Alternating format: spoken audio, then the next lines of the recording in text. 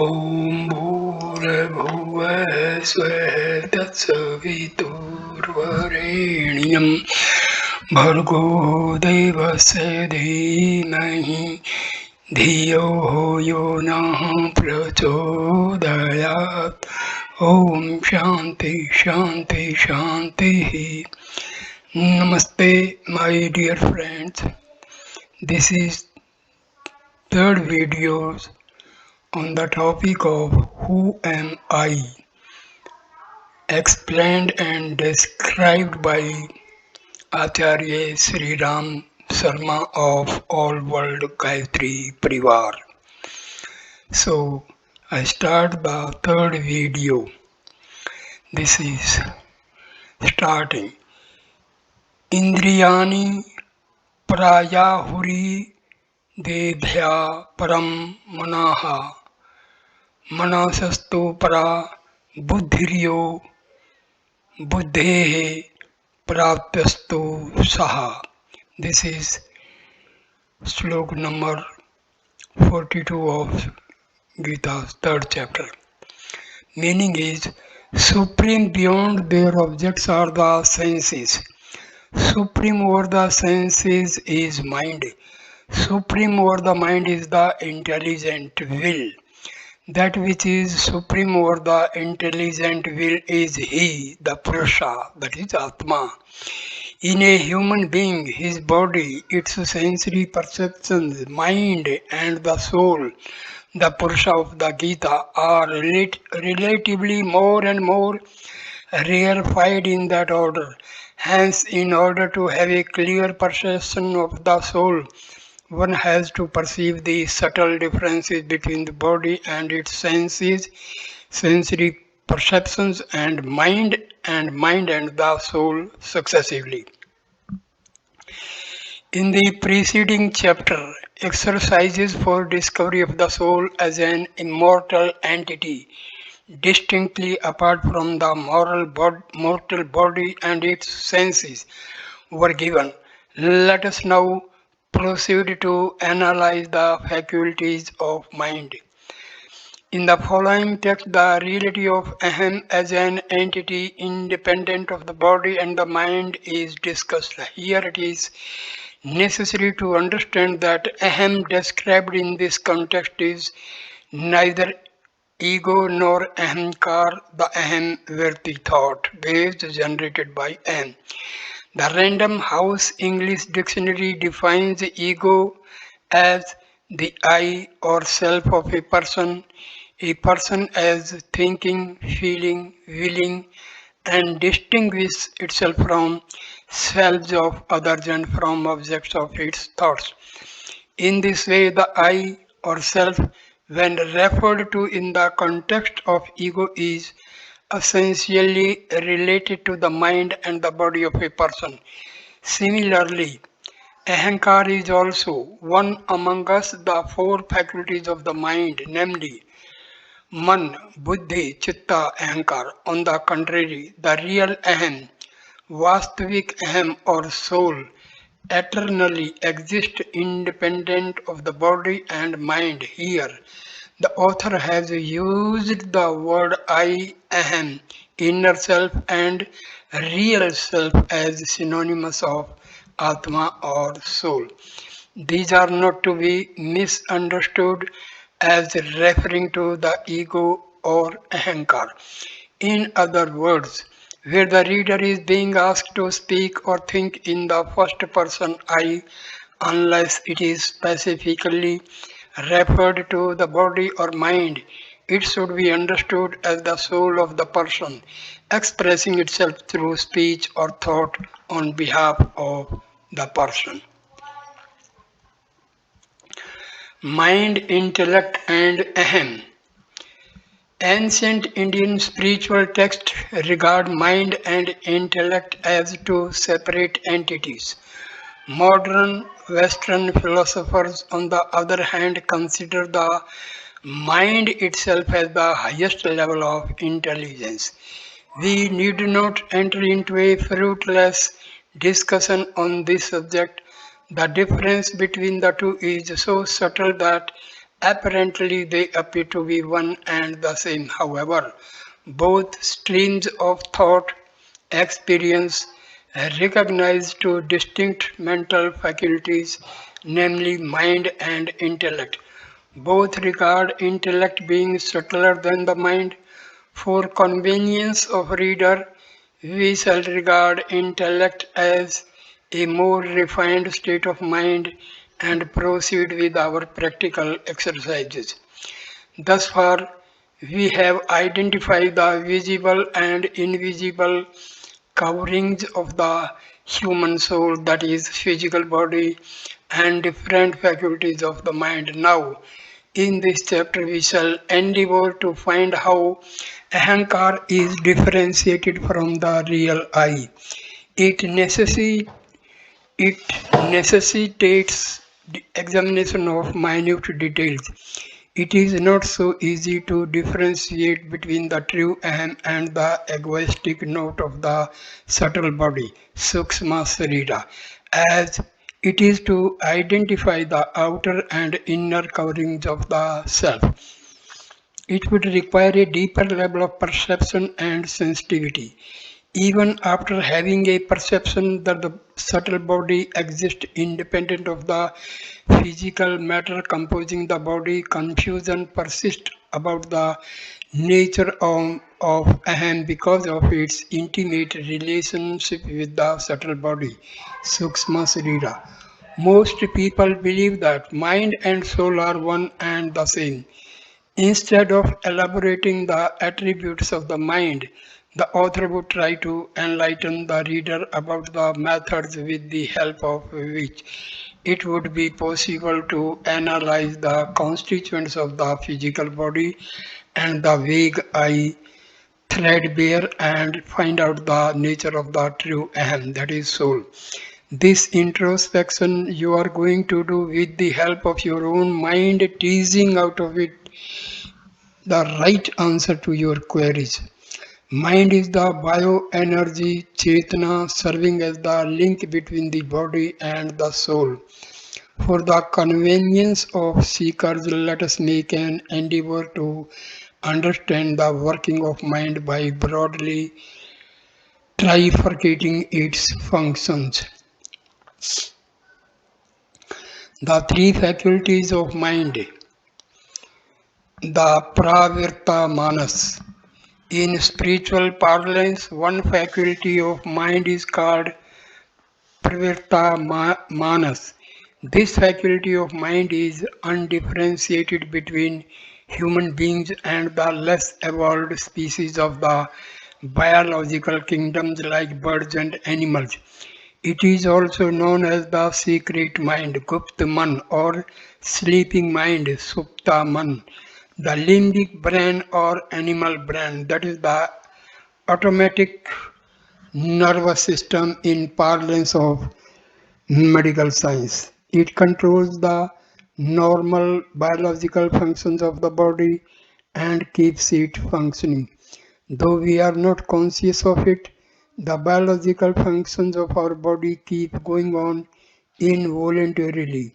Functions like digestion of food, blood circulation, extraction of juices at successive stages, formation of blood platelets, flesh, bones and bone marrow, hormones, defecation, urination, inhalation, exhalation, movements of eyelids, etc. take place without any conscious effort. The Pravritta Manas is also responsible for formation of habits. It takes some time in learning something, but once it is learnt, the Pravritta Manas does not discard it easily.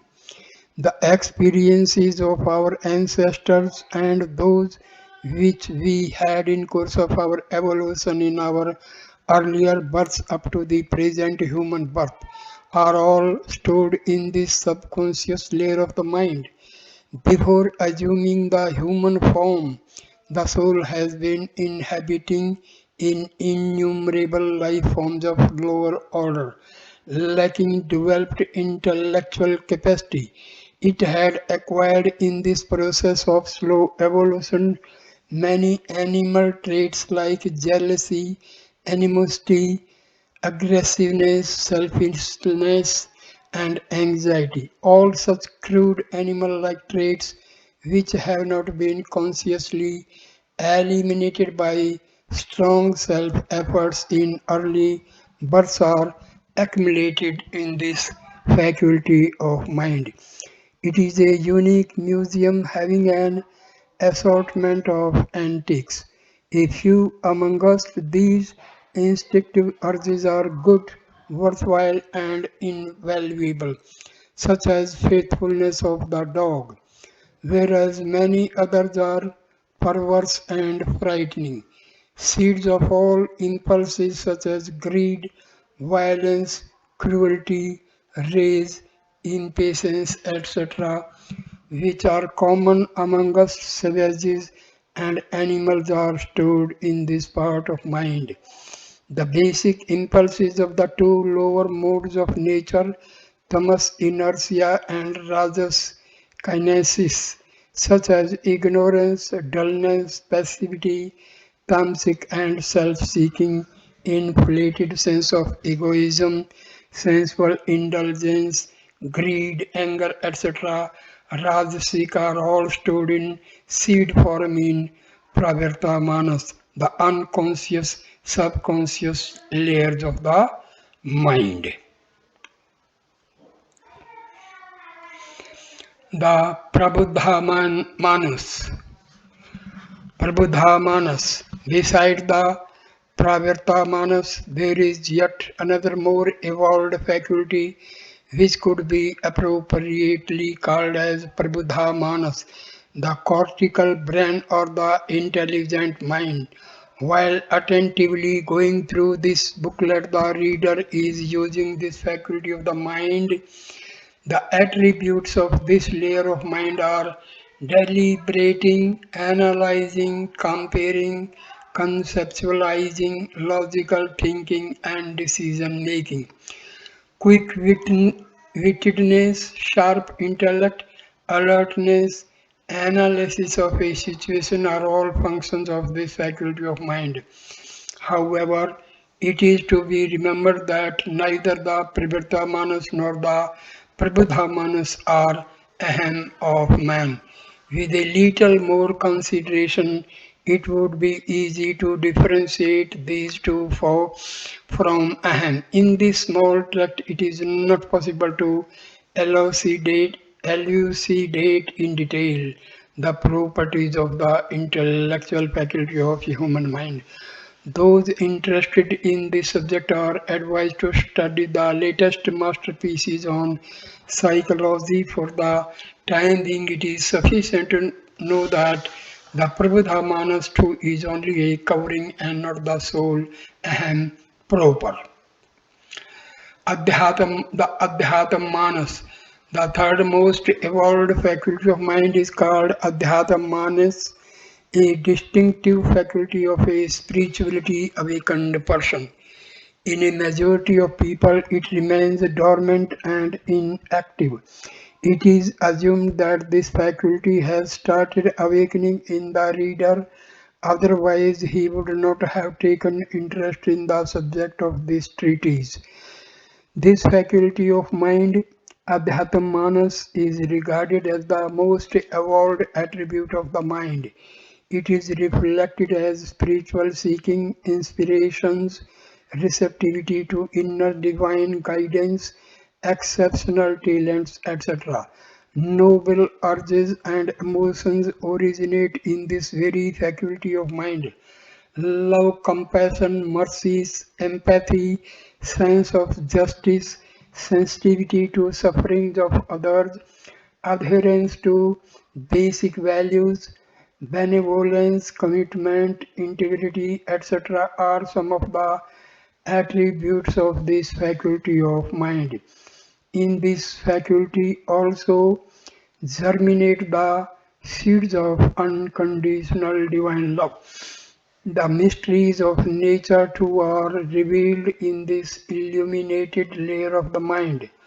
However, remember this faculty of mind too is only a resplendent garment of Ahem. It is not Ahem, nevertheless the experience of Ahem, which we are endeavoring to point towards, can be had only through Adhyatamanas.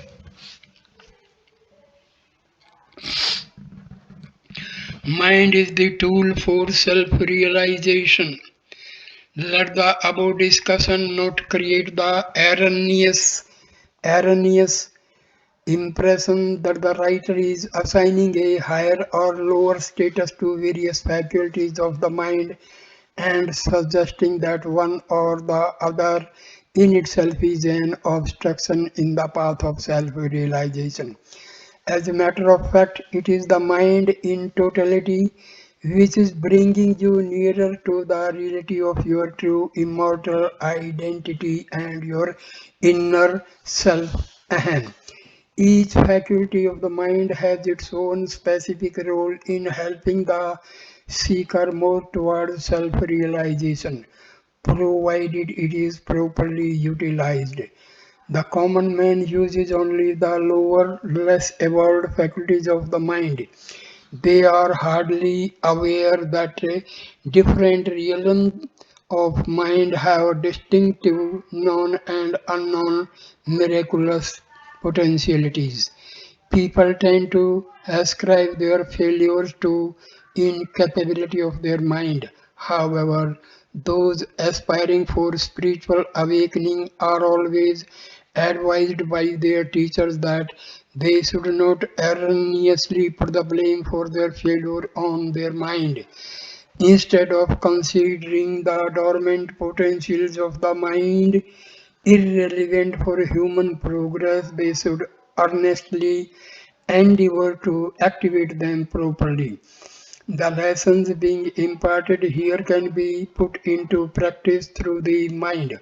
All activities leading to success, including understanding an idea and accepting its viability, first take place in the realm of mind only. Hence, addressing the mind of the reader directly, the writer says, open the door to receive the wisdom being transmitted from your higher mental faculties. He further pleads, please pay attention to this sacred subject.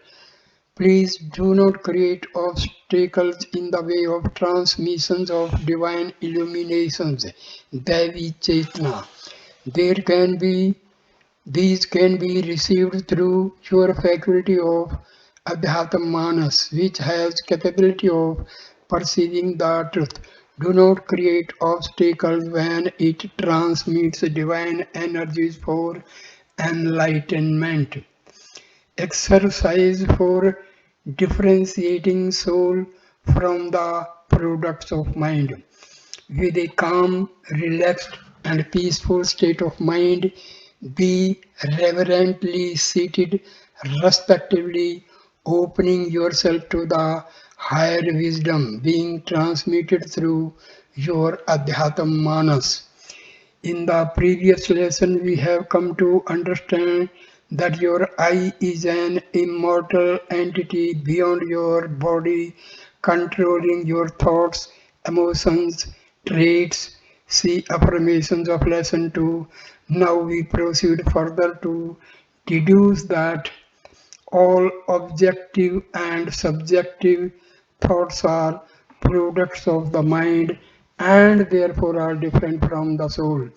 In other words, soul has an independent identity of its own beyond the mind and its qualities and attributes.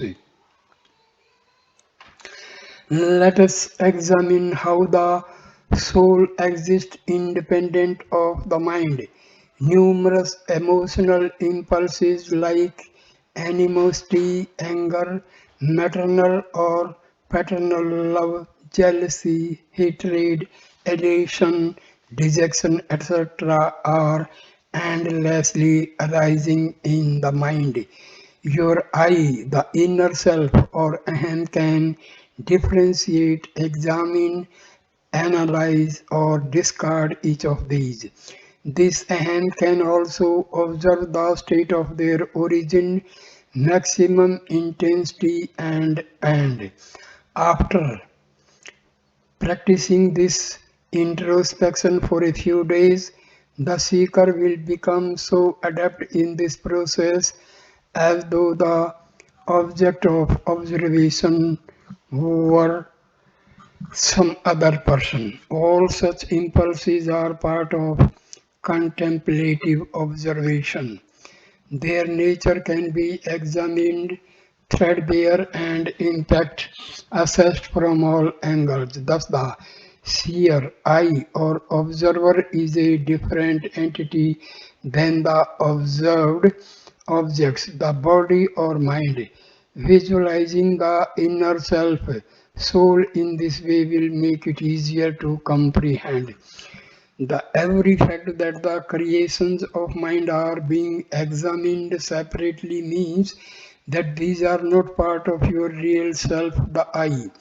With practice, this perception of separateness will continue becoming stronger and ultimately an abiding, uninterrupted expression. Inherent human traits and ahem.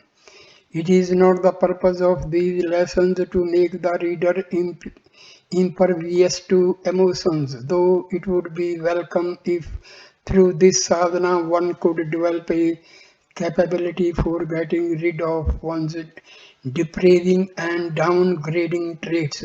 However, for the objective under consideration, the seeker is advised to ignore all traits, whether good or bad, leave them as they are, and realize that Ahem is beyond these and is an overarching independent entity. Let the seeker now resolutely and clearly make a demarcation between the traits and the virtues of the three modes of nature, gunas, discussed earlier, and ahem. There is no need to worry that a particular trait has become so strong that it cannot be discarded. Before this trait was established, your ahem was already in existence. If this ahem is capable of clearly discerning these traits objectively and independently, it will become easy to discard them in no time. Remember, through this exercise, the seeker is experiencing and developing a conviction that the I who is using the intellect and its powers, the I which considers the mind and its powers as its implements, is the master of the mind.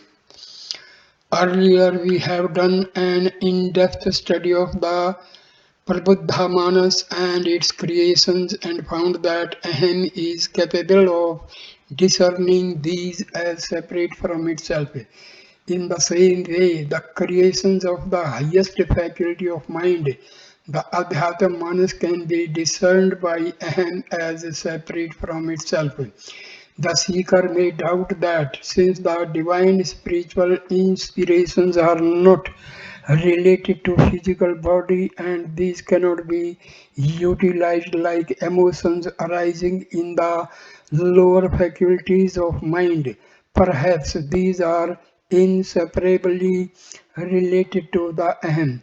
At this stage, let us not enter into a deep discussion on this subject as the seeker still has very rudimentary and fleeting experience of the Adhyatam Manas, which, unlike the lower, less evolved faculties of the mind, is like a workshop for activation of divine forces in human mind.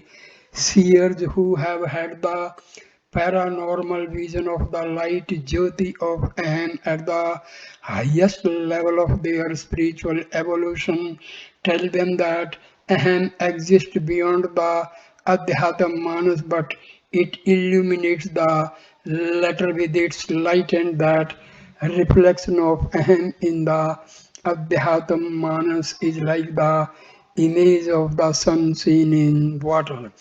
The enlightened sages say that the brilliance of Adhyatam Manas is only a faint reflection of the inherent and dazzling effulgence of Aham. Although first experience of Adhyatam Manas creates an illusion as if this itself were Aham, which in reality it is not. Aham is like an incessantly glittering jewel wrapped under several coverings of cloth, the coverings of the illusory worlds created by the magical mind. As the coverings are removed one by one, the flattered light becomes brighter and brighter. The inherent brilliance of the jewel remains undiminished, irrespective of the number of coverings or no covering at all. The sole purpose of going to this level of consciousness is to create the highest level of awareness of Ahem, so that the seeker becomes convinced of the competence of the soul for utilizing its instruments effectively. This understanding empowers him to take off the old, sullied, tattered clothes, regressive traits and illusions, and put on new, resplendent garments, noble, virtuous traits, and with their help carry out the assigned duties and responsibilities of life effectively, thus becoming a role model for others to follow. After attaining this level of perception through persistent practice, the seeker may be eager to know what remains to be experienced which is beyond ahem. Transcending, transcending, transcending ahem is the pure, ultimate, immutable super soul, Vishuddha Atma, the Almighty God of which the individual soul is a spark. The conviction of this transcendental being comes through personal realization. By separating the ahem from the body, the mind, and everything else, related to these, successively discarding ever subtler layers of ego bound consciousness, the seeker is ultimately left with the immortal, immutable soul, beyond which nothing remains to be discerned. The logic is simple. The thinker, the analyst, and the object being deliberated upon or being analyzed can never be more and the same. The sun can never illuminate its own self in the same manner. The soul cannot be something to be deliberated upon, nor can it be a subject of analysis. At each moment of life, your consciousness tells that your real self, I, is the thinker, the seer, and the doer. This I, as we have already discussed, is neither your body nor your mind in its conscious, subconscious, or unconscious states. It has to be some other independent entity which remains ever vigilant, alert, and awake, irrespective of the state of the body or the mind. This is what we call Atma or soul in spiritual parlance. Soul, the ever-present witness. Try as you may with the farthest range of imagination, you will never succeed in going beyond the soul. You will never believe that this I is ever non-existent. This I, the soul, is a drop of that absolute, indestructible, immutable ocean of consciousness which we call God. The soul itself is the spark of that supreme sun of the spirit.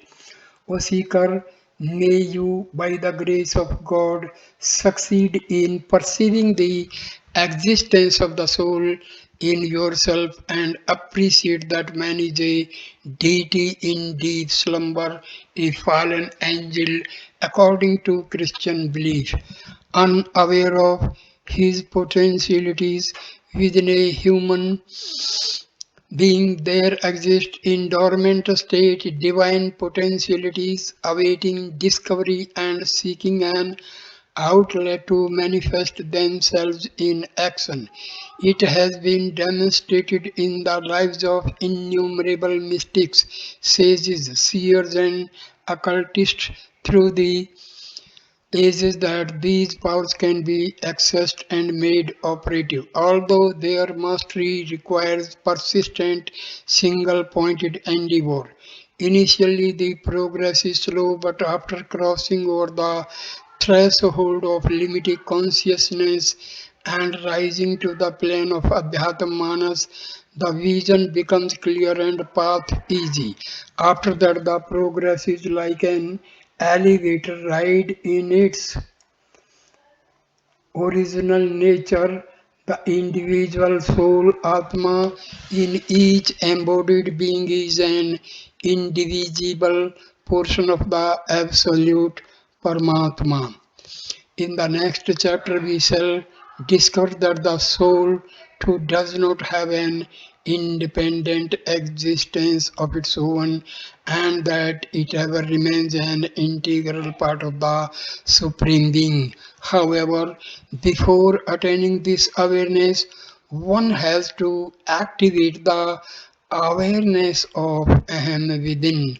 Let these lessons and words not be taken merely as a trivial exercise in verbosity and treated with disdain. The elaborations made here may not be as explicit as necessary for this complex subject. Nevertheless, it is to be emphasized that through these words a great truth is being revealed.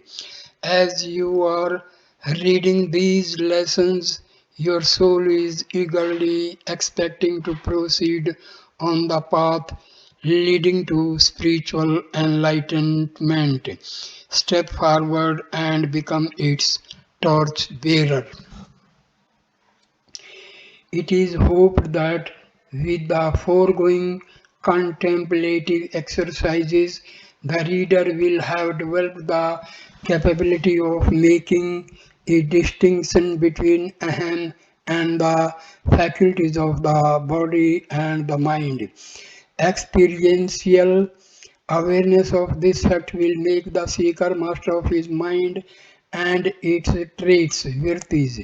He will then intuitively develop the competence to use these tools effectively in life. For elaboration of such a serious subject, the ideological approach and words used by the author may appear too crude and naive. The subject, however, pertains to perceptions of intangible realms of consciousness which are beyond the reach of words and expressions. The specific taste of a particular favorite food cannot be discarded in words. One has to personally taste it. The author is simply trying to cultivate an interest in the subject so that the reader is motivated to himself carry out these exercises. Thus, the reader will himself find proofs of the occult and mystic layers of consciousness and progressively have a clear perception of the nature of the inner self. Until personally realized, knowledge remains a mere theoretical statement. Once one has the concrete experience, no arguments to the contrary are able to shake his rock like living faith. Your inner self soul is the master of your mind. Consider yourself, that is, your real self, as the master of your body and mind. You, that is the soul, are the king, and the mind and body are your subjects. So far, your mind and body have enslaved you. They were dictating their terms to you. Now shatter this influence of the mind body duo with one mighty blow. Let them not torment you anymore. Free yourself from their slavery. Now you have become the real ruler of your kingdom. You are the king. Command with authority.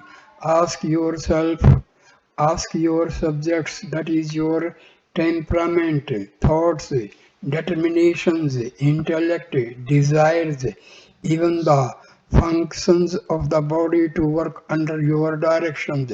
Direct them to put their signature on this new agreement of submission, stating that henceforth they will obey your orders like faithful employees of a king and will never show the least carelessness in maintaining the best and most beautiful form of managerial order for your life.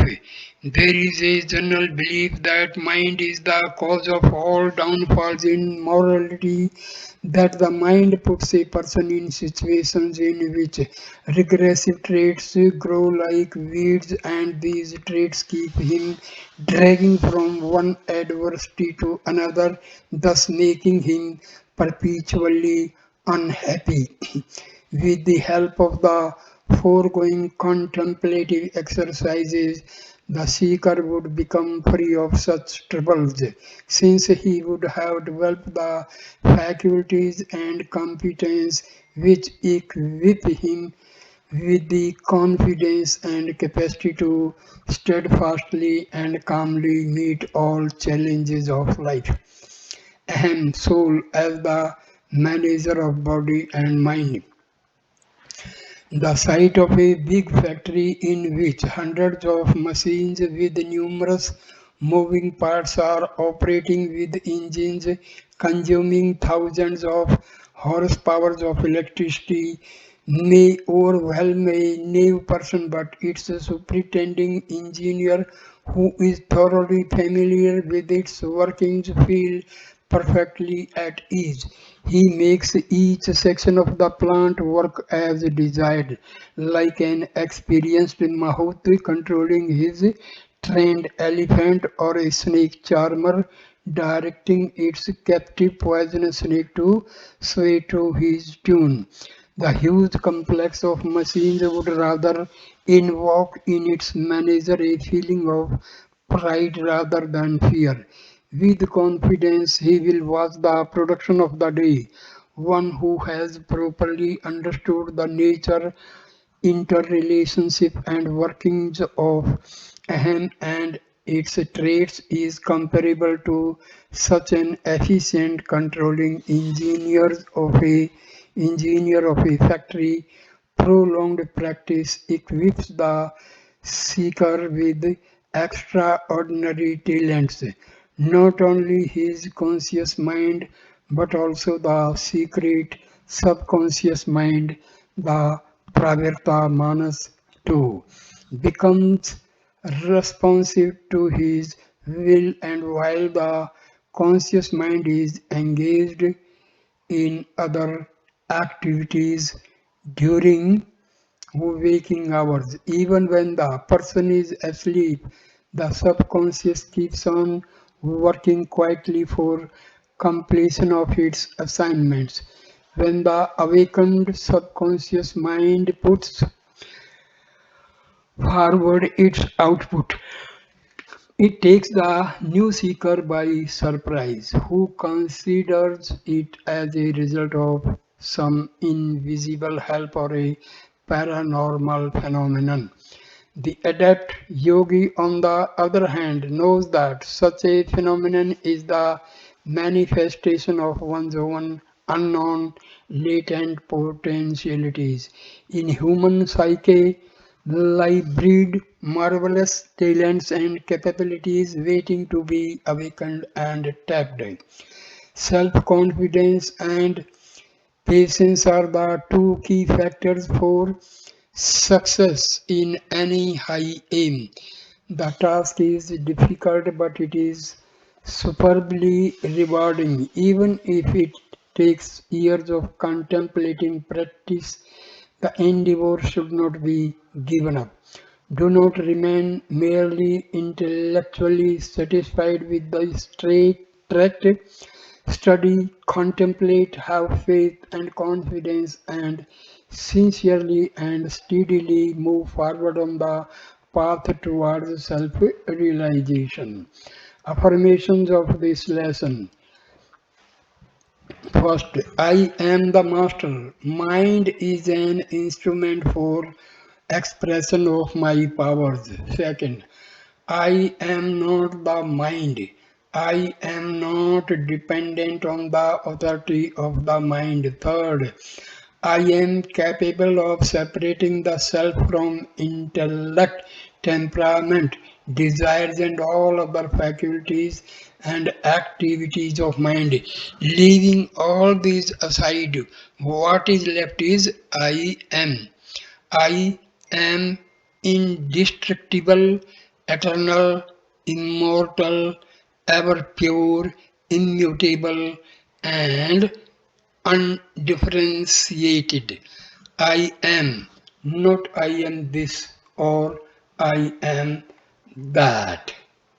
So, this is all the description and explanation of the mind. Mind is divided in conscious mind, subconscious mind, unconscious mind, and superconscious mind. Conscious mind, what we are when we are awakened, we are talking, discussing, that is the conscious mind. And that is the secret mind, subconscious mind, which is responsible for all the automatic actions going on in the human body. So, and unconscious mind, further very secret, and that spiritual mind, that is the superconscious mind, that is the state of samadhi we call in the spiritual parlance. So thank you my dear friends for watching and listening this wonderful video. Please like, comment and share the video and subscribe the channel. Namaskar my dear friends. I will give one more video on this topic, that is who am I? That is the self-inquiry method of self-realization and finally getting liberation. So thanks a lot. Namaskar.